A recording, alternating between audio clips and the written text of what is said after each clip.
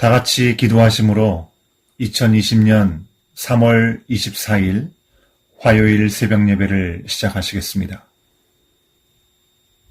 오늘도 우리 가운데 새 호흡을 주시고 새 아침을 열어주신 아버지 하나님, 우리의 삶의 모든 것들이 하나님의 손에 있음을 기억하며 이 아침 첫 시간을 주님 앞에 드립니다.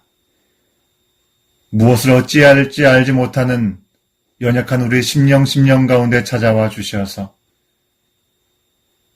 시편 기자의 고백처럼 오직 주님의 말씀만이 우리의 발의 등이고 우리의 길의 빛이 되심을 고백하며 주님의 선하신 뜻을 발견하는 이 아침이 될 수 있도록 성령 하나님 우리와 함께하여 주시옵시고 우리 가운데 말씀하여 주시옵소서.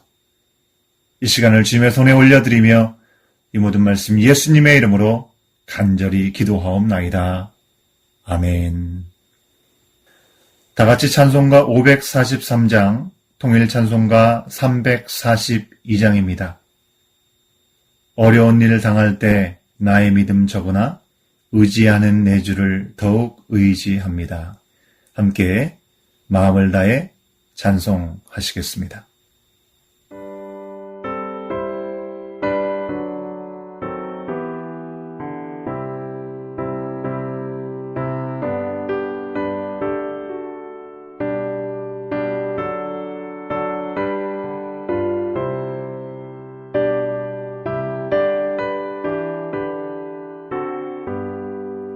어려운 일 당할 때 나의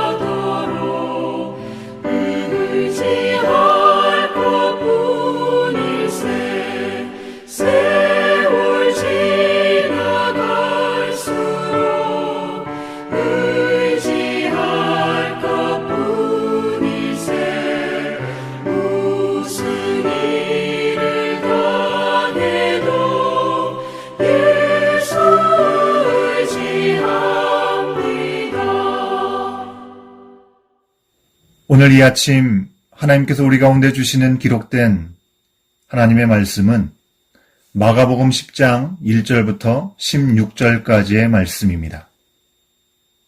신약성경 70쪽에 기록되어 있는 말씀입니다. 예수께서 거기서 떠나 유대 지경과 요단강 건너편으로 가시니 무리가 다시 모여들거늘 예수께서 다시 전례대로 가르치시더니 바리새인들이 예수께 나와 그를 시험하여 묻되 사람이 아내를 버리는 것이 옳으니이까? 대답하여 이르시되 모세가 어떻게 너희에게 명하였느냐? 이르되 모세는 이혼 증서를 써주어 버리기를 허락하였나이다. 예수께서 그들에게 이르시되 너희 마음이 완악함으로 말미암아 이 명령을 기록하였거니와 창조 때로부터 사람을 남자와 여자로 지으셨으니 이러므로 사람이 그 부모를 떠나서 그 둘이 한 몸이 될지니라. 이러한즉 이제 둘이 아니요 한 몸이니 그러므로 하나님이 짝지어 주신 것을 사람이 나누지 못할지니라 하시더라. 집에서 제자들이 다시 이 일을 물으니 이르시되 누구든지 그 아내를 버리고 다른 데에 장가드는 자는 본처에게 간음을 행함이요 또 아내가 남편을 버리고 다른 데로 시집가면 간음을 행함이니라.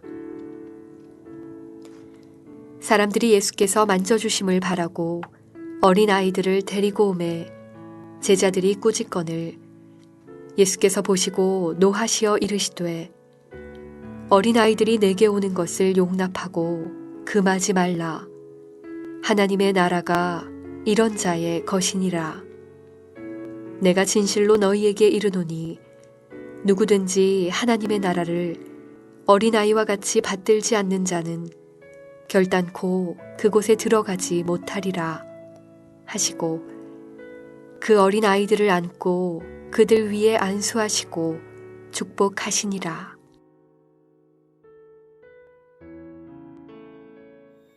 오늘 우리 가운데 주신 말씀을 통해서 강함에서 약함으로 라는 제목으로 하나님 말씀 선포합니다. 새로운 한 주를 시작했습니다. 하지만 여전히 코로나라는 깊은 터널 속에서 출구를 잃은 채 어둠 속에 가만히 그 자리를 지키고 있는 듯한 느낌입니다. 어제는요, 캐나다 총리도 그만하면 충분하다, 집으로 가서 머물러라 라고 말했는데요. 정말 모든 것이 잠시 멈춘 듯한 상황 속에서 오늘도 주님을 구하면서 비록 성전은 아니지만 성령이 거하시는 전인 바로 우리 자신을 내어드리며 주님 앞에 나오셨을 것입니다. 우리의 몸은 집에 머물지만 우리의 마음만은 주님 말씀을 향해서 달려가는 이 새벽이 되시길 간절히 소원합니다. 오늘 말씀에서 예수님은요, 갈릴리 주변의 가버나움을 떠나서 유대 지경과 요단강 건너편으로 내려가셨습니다.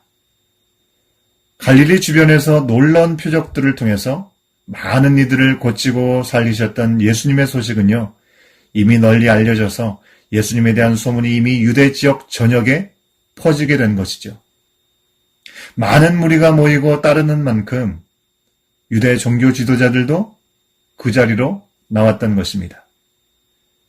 무리를 사로잡는 예수님을 그들은요, 공공의 적으로 삼고 어떻게 해서든지 예수님을 무너뜨리려고만 했습니다.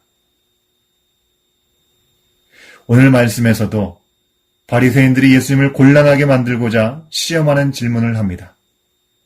훌륭한 선생님이신 예수님을 통해 진리를 알고 싶어서가 아니라 함정에 빠뜨리기 위해서였습니다. 그러기에 이 질문은 yes 혹은 no, 그 가운데 어떤 답을 해도 곤란한 질문이었습니다. 마치 현장에서 가늠하다 잡힌 여인을 돌로 쳐야 하는지에 대한 질문처럼 말이죠. 그들은 이렇게 질문했습니다. 2절 말씀에서 확인할 수 있죠. 사람이 아내를 버리는 것이 옳으니이까? 이 질문에 관한 답 역시요, 가늠한 여인에 대한 처벌에 관한 질문처럼 정치적인 이슈가 맞물린 질문이었습니다. 앞선 6장 말씀에서 세례 요한의 죽음에 대한 말씀을 우리가 함께 살펴보았죠. 헤롯은 자기 이복 동생이었던 빌립, 그 빌립의 아내였던 헤로디아를 자기의 아내로 삼으려고 빌립을 이혼하게 만들었습니다.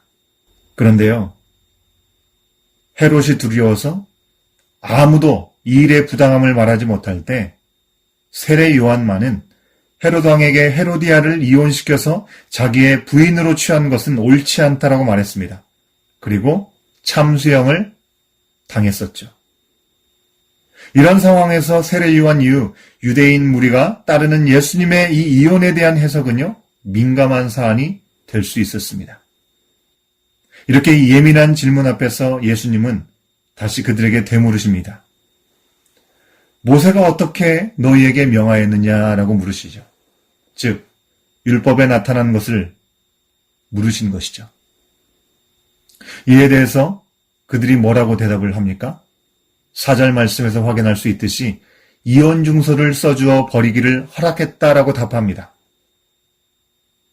여러분, 바리새인들의 대답은요, 얼핏 듣기에는 맞는 것 같습니다. 하지만 사실 여기에는 결정적인 말이 빠져 있습니다. 바리새인들이 답한 이 내용, 이 본 내용이 담긴 모세 율법 가운데, 율법서 가운데 신명기서 24장 1절 말씀에서는 이렇게 얘기합니다. 사람이 아내를 맞이하여 데려온 후에 그에게 수치되는 일이 있음을 발견하고 그를 기뻐하지 아니하면 이혼 증서를 써서 그의 손에 주고 그를 자기 집에서 내보낼 것이요 라고 말하고 있는 것이죠. 바리새인들의 대답에서 빠진 중요한 부분이 여러분 무엇입니까? 그것은 바로 그에게 수치되는 일이 있음을 발견하고 그를 기뻐하지 아니하면이라는 말입니다. 말씀대로라면 이혼 증서를 쓰고 이혼할 수 있는 사유는요, 아내에게 수치되는 일이 있을 경우라는 것입니다. 당시에는 남자 중심의 사회였죠. 여인이 이혼을 먼저 청구할 수 있는 권한은 실제로 없었기 때문에 이혼의 주체가 남성으로 나오고 있는데, 아무튼 아내가 수치되는 일을 하면, 즉 음행을 행했을 경우라는 조건이 있었습니다. 이 말대로 하나님은 율법을 통해서 아주 특수한 경우, 즉 결혼이 유지되기 정 힘든 이유가 생겼을 경우를 위해서 예외적으로 이혼을 허락하신 것입니다. 이혼을 허락하신 것이지 권장하고 방법을 안내하신 게 아니었습니다. 아내가 음행한 피치 못한 경우이고 감당할 수 없으니 그러면 정식으로 이혼하라고 허용해 주셨을 뿐입니다. 그러나 유대인들은요, 이 법에 대해서 경우에 따라서는 엄격하게 적용하지 않고 자신들의 편의에 따라서 적용하였습니다. 수치되는 일이라는 항목을 자기들 편의대로 해석하고요, 경우에 따라서 아내가 정숙지 못했다, 마음에 안 든다 등의 황당한 이유로 이혼하는 경우들이 생겼습니다. 게다가 그렇게 억울하게 이혼당한 아내들이 재혼할 때요, 정식 이혼한 증거가 없으면 남편이 이를 고발할 경우에 남편이 아닌 다른 이와 간음한 것으로 간주되어서 돌에 맞아 죽을 수도 있었던 것입니다. 그러기에 하나님은 이혼을 인정하고 기뻐하셔서가 아니라 죄로 인해 하나님의 뜻을 지킬 수 없는 그들의 현실을 위해서 최소한의 안전장치로 이혼을 하려면 이혼 증서를 써주라라는 법을 주신 것입니다. 그러나 바리새인들은요, 하나님의 이런 진심과는 상관없이 문자적으로만 율법을 지켰습니다. 그들이 예수님께 답할 때 가장 중요한 부분인 피치 못할 이혼의 사유를 언급하지 않는 것만 봐도요, 그들이 이 율법을 얼마나 생각 없이 지키고 있었는지 우리는 알 수 있는 것이죠. 이에 대해 예수님께서는요, 5절 말씀에서 너희 마음이 완악함으로 이 명령을 기록하였다라고 알려주셨습니다. 이것이 무슨 말일까요? 율법은 하나님이 진정 원하시는 것이 무엇인지를 알려주시는 동시에 죄악에 물든 인간들을 보호하시기 위한 것임을 말씀해 주신 것입니다. 사실 결혼에 대한 태초의 디자인은요, 이혼 증서를 써주어서 이혼하는 내용과는 거리가 멀었습니다. 예수님께서요, 이어지는 6절부터 9절까지의 말씀에서 하나님이 디자인하신 결혼의 원래 모습을 알려주십니다. 하나님은 창조하셨을 때 남자와 여자를 지으시고 그 둘이 부모로부터 독립하여서 온전한 한 몸이 되게 하셨습니다.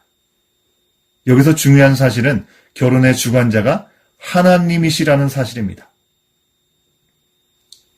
이혼은 사람이 결정하고 시행하는 일이지만 사실 결혼은요, 사람이 주체가 되는 연합이 아니었던 것입니다. 하나님이 디자인하셔서 창조하신 결혼의 참 모델은 하나님이 짝지어 주시고 사람이 나눌 수 없는 하나됨이었습니다. 그러나 죄로 인해 하나님으로부터 멀어진 사람들은요, 사람 간의 온전한 하나가 되지 못하는 완악한 모습을 보여주었습니다. 죄로 인해 생긴 한계를 아시는 하나님은요, 음행이라는 조건하에 이혼을 허용하신 것입니다. 원래의 뜻과는 거리가 멀지만 우리를 아시기 때문에 내리신 조치에 불과했습니다. 예수님은 바리새인들의 질문에 답하신 다음에 제자들이 이에 대해서 더 알고자 질문할 때 남자뿐 아니라 여자도 배우자를 버리고 다른 결혼을 하는 것을 간음이라 말씀하셨습니다. 이는 하나님이 정하고 뜻하신 일을 사람이 자기 소견과 기호대로 바꾸는 것이 사형에 해당되는 간음죄와 맞먹는 것임을 알려주신 것입니다. 이처럼 바리새인들은요, 예수님을 함정에 빠뜨리려는 질문에서 또다시 실패하고 말았습니다. 오히려 자신들이 얼마나 완악한지, 무지한지, 외식적인지 문자적으로 말씀을 지켜왔는지를 드러낼 뿐이었습니다. 이 일이 있은 후에 여러분, 예수님께 나온 사람들이 누구입니까? 예수님을 시험하려 드는 이들이 아니라 예수님의 만져주심을 바라는 어린아이들의 부모님들이었습니다. 자녀들을 데려온 부모도 그 부모를 따라온 자녀들도 오직 예수님 한 분만을 바라는 사람들이었습니다. 영적인 눈을 뜨고 보면 참 귀하지요. 그러나 사회적으로 보면 어떻습니까? 어린아이들은 앞서 이혼 문제에 언급된 여인들의 경우처럼 사회에서는 약자들입니다. 마이너리티들이었습니다. 환영받거나 존귀하게 여김을 받지 못했습니다. 여러분, 어제 묵상의 말씀에서도 나오듯이 이 즈음의 제자들은 예수님의 능력과 권세를 지켜보면서 예수님과 상관없이 괜한 헛바람이 들었습니다. 그래서 스스로 마음이 높아졌기 때문에 아이들을 데려온 부모님들을 꾸짖었습니다. 예수님은 이에 대해 그러지 마라라고 권면하는 정도가 아니고요, 아주 노하셨습니다. 14절의 말씀을 같이 한번 확인해 보도록 하겠습니다. 14절의 말씀을 읽습니다. 예수께서 보시고 노하시어 이르시되 어린아이들이 내게 오는 것을 용납하고 금하지 말라. 하나님의 나라가 이런 자의 것이니라.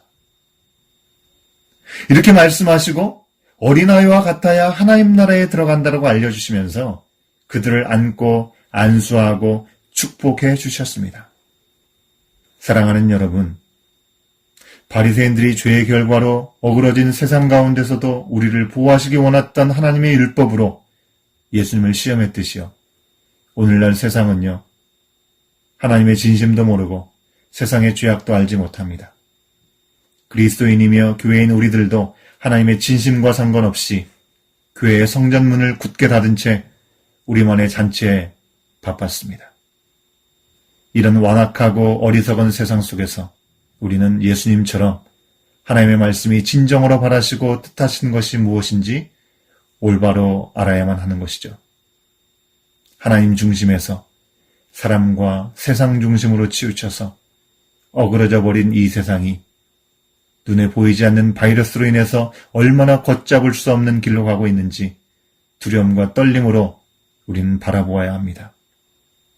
완악함과 무지함 속에서 스스로 높아졌던 우리 자신을 주님 앞에 내려놓고 주님의 만지심을 함께 구해야 하겠습니다. 어린아이와 같이 예수님만 유일한 소망임을 고백하고 나아가야 하는 것이죠. 이렇게 나아갈 때 주님은 이미 허락하신 은혜를 우리 안에 회복하실 줄 믿습니다. 우리에게 지금 필요한 것은요, 강함이 아닌 약함입니다. 주님 앞에서 우리의 약함을 인정하고 나의 중심에서 하나님 중심의 삶을 회복하기 위해 주님의 만지심을 다시 한번 구하며 이 아침을 열어가는 저와 여러분이 될 수 있기를 간절히 소원합니다. 우리 다 같이 기도하시겠습니다. 오늘도 우리 가운데 말씀하여 주신 아버지 하나님, 참으로 완악하여 하나님께서 우리 가운데 주신 그 말씀의 의미도 제대로 깨닫지 못하고 그저 우리의 마음에 편한 대로, 우리의 기분에 내키는 대로 판단하고 받아들이며 살아왔던 우리들의 모습은 아닌지요.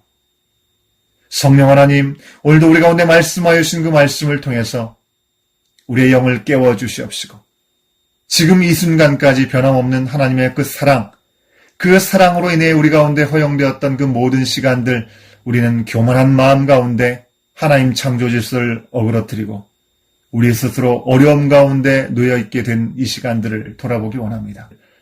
주님, 우리를 긍휼히 여겨 주시옵시고 성령께서 오늘 이 아침 우리 가운데 말씀하여 주시고 깨닫게 하신 대로 우리의 교만을 깨뜨리고 진정 어린아이와 같은 마음으로 주님을 더욱 의지하며 주님의 만지심을 구하는 우리의 심령이 되게 하여 주시옵소서.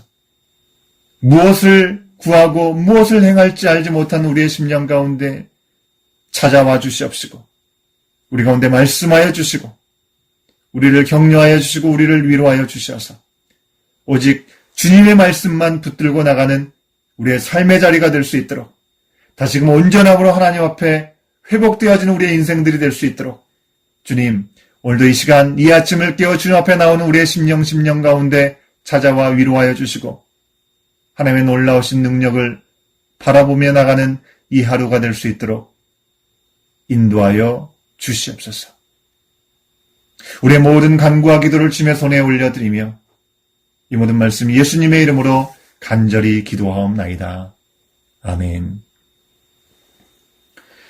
오늘 이 아침에 우리 함께 기도하기 원하는 것은요, 우리 각자가 정말 하나님의 말씀 앞에 돌아보면서 우리의 교만을 무너뜨리고 정말 어린아이와 같은 마음으로 우리의 무능함을 고백하며 주님을 더욱 의지하고 주님의 만지심을 구하며 나가는 우리의 심령들이 될 수 있도록 인도해달라고 우리 자신을 드리며 기도하겠습니다. 교회 공동체를 위해서 기도합니다. 모두가 힘들고 어려운 이 시간입니다. 더욱 약한 자들을 위해서 우리가 함께 기도하고 손을 내밀어서 섬길 수 있는 지혜를 더하여 달라고 온라인 예배 중에 예배의 회복과 부흥을 허락해 주시고 삶의 자리에서 그리스도가 머리가 되시는 교회의 삶, 주님께서 거하시는 성전의 삶을 살아가는 믿음의 공동체가 될 수 있도록 인도해 달라고 위에서 기도해 주시면 감사하겠습니다.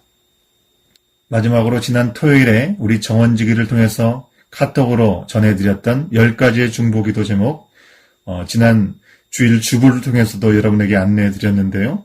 이 10가지의 기도 제목들을 하나하나 언급하시면서 문제보다 크신 하나님만을 바라보면서 믿음으로 기도하며 나가는 이 시간 될 수 있기를 간절히 소원합니다. 다 같이 함께 기도하시겠습니다.